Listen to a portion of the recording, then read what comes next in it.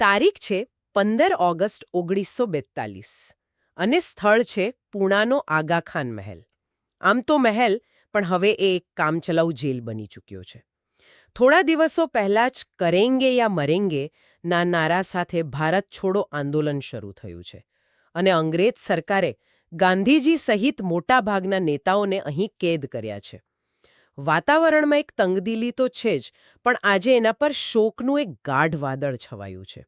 ગાંધીજીની સામે જ એમના સૌથી પ્રિય સાથી મહાદેવ દેસાઈનું મૃત્યુદેહ પડ્યો છે.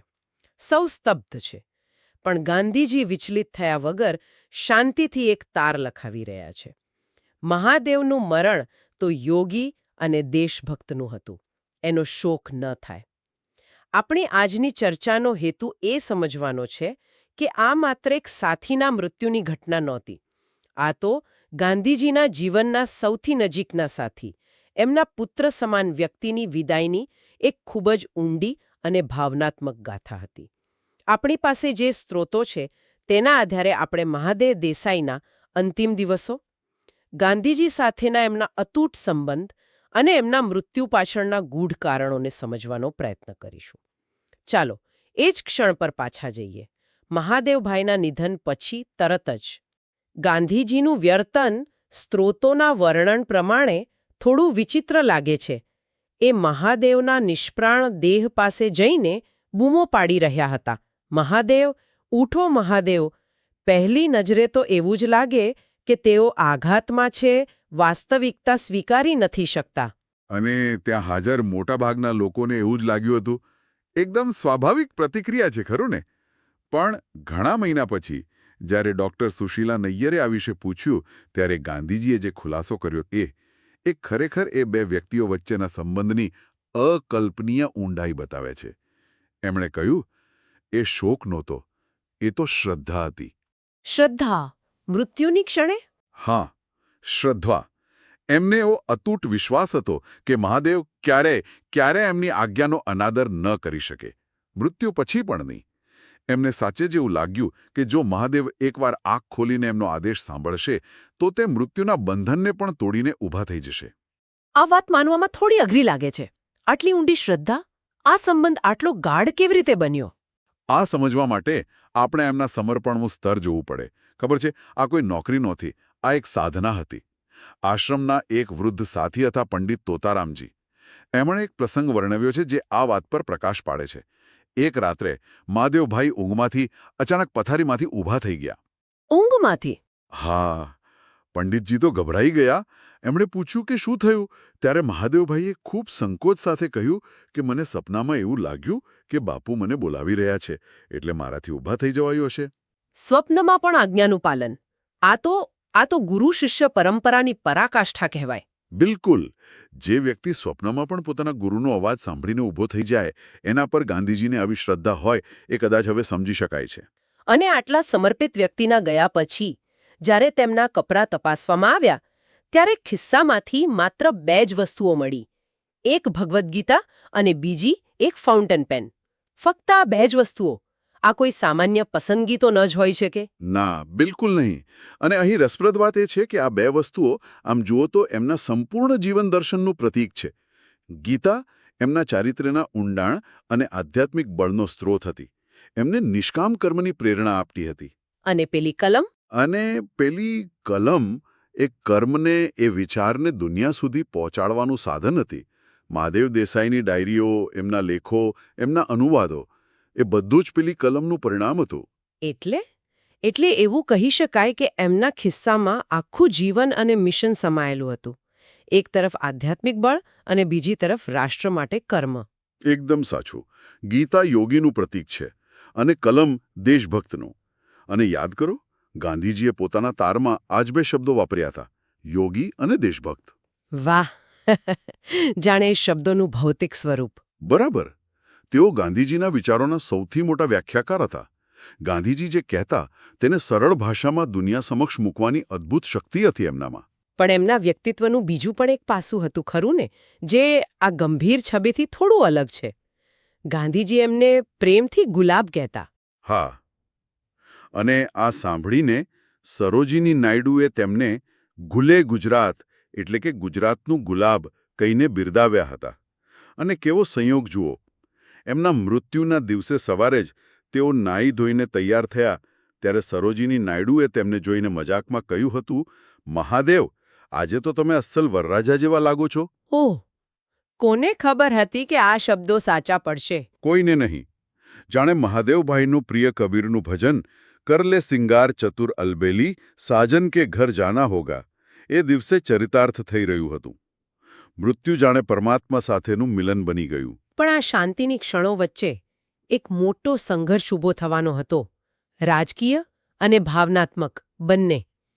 અંગ્રેજ સરકારે મહાદેવ દેસાઈનું મૃત્યુદેહ તેમના મિત્રો કે સંબંધીઓને સોંપવાનો સ્પષ્ટ ઇનકાર કરી દીધો. હા, સરકારી અધિકારી શ્રી ભંડારીએ સરોજિની નાયડુ દ્વારા સંદેશો પહોંચાડ્યો કે સરકાર પોતે જ ઘાટ પર જઈને અગ્નિદાહ કરશે અને ગાંધીજીના પક્ષમાંથી કોઈ સાથે જઈ શકશે નહીં. આ તો અત્યંત કઠોર અને અસંવેદનશીલ નિર્ણય હતો.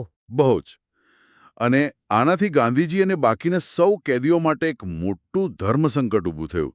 ગાંધીજીના મનમાં એક મોટું મંથન ચાલ્યું. સ્ત્રોતો જણાવે છે કે તેમને યાદ આવ્યું કે થોડા વર્ષો પહેલા સ્વામી શ્રદ્ધાનંદજીના ખૂનીને જ્યારે ફાંસી અપાઈ ત્યારે સરકારે તેની લાશ તેના સગાઓને સોંપી હતી. ભલે કોમી હુલ્લડ થવાનો ભય હતો, છતાં છતાં એ લાશનું સરઘસ પણ નીકળ્યું હતું.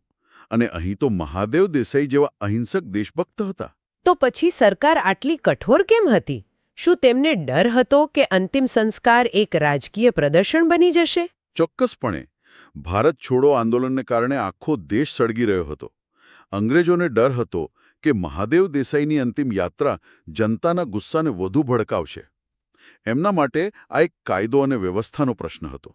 પણ ગાંધીજીએ આનો રાજકીય મુદ્દો ન બનાવ્યો? ના. અને અહીં જ એમની મહાનતા દેખાય છે. એમણે વિચાર્યું કે એક પિતા પોતાના પુત્રના મરણને રાજકારણ માટે કઈ રીતે વટાવી શકે. એટલે એમણે એક સંપૂર્ણપણે અલગ જ રસ્તો પસંદ કર્યો. રાજકારણને બાજુ પર મૂકીને એક પિતા તરીકેની માંગણી કરી. અને એ માંગણીના શબ્દો? એ શબ્દો હૃદયને વિધી નાખે તેવા હતા. તેમણે કહ્યું, જે મહાદેવ કોઈ દિવસ મને અગ્નિદાહ દેશે એવી હું આશા રાખી બેઠો હતો, તેને દાહ દેવાનો આજ મારો વારો આવ્યો. અને પછી ઉમેર્યું, આખું જીવન એ મારો પુત્ર હતો, આજ હું એનો પુત્ર બન્યો છું. હા, વાક્યમાં તો સંબંધની બધી જ ઊંડાઈ અને એક પિતાની બધી જ વેદના સમાઈ જાય છે. બિલકુલ. અને એમણે મહેલના પ્રાંગણમાં જ, જેલની અંદર જ અગ્નિ સંસ્કારની પરવાનગી માંગી. શું સરકારે આ માંગણી તરત સ્વીકારી? ના, તરત નહીં. મુંબઈ અને દિલ્હી સુધી ફોન જોડાયા. લાંબી વાટાઘાટો ચાલી. સરકારી તંત્ર માટે આ અભૂતપૂર્વ હતું. પણ અંતે ગાંધીજીની નૈતિક શક્તિ સામે સરકારે ઝૂકવું પડ્યું. અને જે જગ્યાએ તેમને કેદ કરાયા હતા એ જ જગ્યાએ ચિતા તૈયાર કરવામાં આવી. હા, એ જ વાડની પેલી પાર મેદાન સાફ કરીને અને પછી જે દૃશ્ય સર્જાયું તે ઇતિહાસમાં અંકિત થઈ ગયું. ગાંધીજીએ જાતે મુખાગ્નિ આપ્યો. જે વ્યક્તિ આખું જીવન પિતાતુલ્ય રહ્યા એમણે પુત્રધર્મ બજાવ્યો. હા, આ દ્રશ્ય માત્ર એક અંતિમ સંસ્કાર નહોતું. એ તો એમના સંબંધની પવિત્રતાનું જીવંત પ્રમાણ હતું. આટલો ઊંડો સંબંધ, આટલું સમર્પણ. પણ છતાં મારો સવાલ એ જ છે કે આટલા યુવાન અને સ્વસ્થ મહાદેવભાઈનું મૃત્યુ થયું કેવી રીતે? શું એ માત્ર એકાએક આવેલો હૃદયરોગનો હુમલો હતો કે પછી એની પાછળ કોઈ ઊંડું કારણ છુપાયેલું હતું? વાત એમ છે કે 9 ઓગસ્ટે ધરપકડ થઈ ત્યારથી જ મહાદેવભાઈ સતત ગંભીર અને ચિંતિત રહેતા હતા. એમના સાથીઓને લાગતું હતું કે એમના મગજ પર કોઈ મોટો બોજ છે. કેવો બોજ? એ બોજ હતો ગાંધીજીનો જેલમાં આમરણ ઉપવાસ પર ઉતરવાનો ઈરાદો. ઓહ! હા, ગાંધીજીએ અનેકવાર ઇશારો કર્યો હતો કે આ વખતે તેઓ જેલમાં જતાની સાથે જ આમરણ નિર્જળા ઉપવાસ શરૂ કરશે અને મહાદેવભાઈ આ વિચારના સખત વિરોધી હતા. પણ વિરોધી કેમ હતા? શું તેમને ગાંધીજીની પદ્ધતિ પર વિશ્વાસ નહોતો? ના, વિશ્વાસની વાત નહોતી. એમને ગાંધીજીના જીવનની ચિંતા હતી. એમને લાગતું હતું કે આ ઉંમરે આવો કઠોર ઉપવાસ ગાંધીજીના શરીર માટે ઘાતક સાબિત થશે. એમણે ગાંધીજી સાથે આ મુદ્દે ખૂબ દલીલો કરી હતી, પણ ગાંધીજી પોતાના નિર્ણય પર અડગ હતા. અને આ વિવાદ જેલમાં જતા સુધી ચાલ્યો. હા, મહાદેવભાઈએ જેલમાં પોતાના સાથીઓને કહ્યું પણ હતું કે બાપુના ઉપવાસની વાત ડેમોક્લિસની તલવારની માફક મારા માથા પર લટકે છે. એ સતત એ જ ચિંતામાં રહેતા હતા. તો શું એવું માની શકાય કે આ માનસિક તણાવ જ એમના મૃત્યુનું કારણ બન્યો? એમના સાથી સચિવ પ્યારેલાલનું તો સ્પષ્ટપણે એવું જ માનવું હતું. એમણે લખ્યું છે કે મહાદેવભાઈના મૃત્યુએ જ ગાંધીજીને ઉપવાસ કરતા રોક્યા. એટલે કે ગાંધીજીને અનશન કરતા રોકવામાં જ્યારે સૌએ હાથ ધોઈ નાખ્યા હતા ત્યારે મહાદેવભાઈ એમને રોકવામાં સફળ થયા. પણ એની કિંમત એમણે પોતાના પ્રાણ આપીને ચૂકવી. આ તો એક અવિશ્વસનીય વાત છે. અને પ્યારેલાલ ઉમેરે છે કે ગાંધીજીના જીવનમાં આ એક માત્ર દાખલો હતો જ્યાં કોઈ એમના દ્રઢ નિશ્ચય પરથી પાછા હટાવવામાં સફળ થયું હોય. એટલે કે મહાદેવભાઈનું મૃત્યુ એક બલિદાન હતું. ખુદ ગાંધીજીએ આ શબ્દો વાપર્યા. એમણે મહાદેવના મૃત્યુને એક મહાન બલિદાન ગણાવ્યું. એમણે કહ્યું કે મહાદેવે કરેંગે યા મરેંગે નારાનું સંપૂર્ણપણે આચરણ કર્યું. તે લડતા લડતા મૃત્યુ પામ્યા. અને સરોજિની નાયડુએ પણ કંઈક કહ્યું હતું ને? હા, સરોજિની નાયડુના શબ્દો આ બલિદાનના અર્થને વધુ ગહન બનાવે છે. એમણે કહ્યું હતું, ઈશુ ભગવાનની પેઠે બીજા લાંબુ જીવી શકે એટલા સારું તેઓ મર્યા. આમ મહાદેવ દેસાઈનું મૃત્યુ એ માત્ર એક વ્યક્તિનું અવસાન ન હતું. એ એક યોગીનું નિર્વાણ હતું, એક દેશભક્તનું બલિદાન અને એક પુત્ર દ્વારા પોતાના પિતાને બચાવવા માટે અપાયેલી અંતિમ આહુતિ હતી. બિલકુલ. અને આ ગાથાનો અંત પણ એટલો જ પ્રતિકાત્મક છે.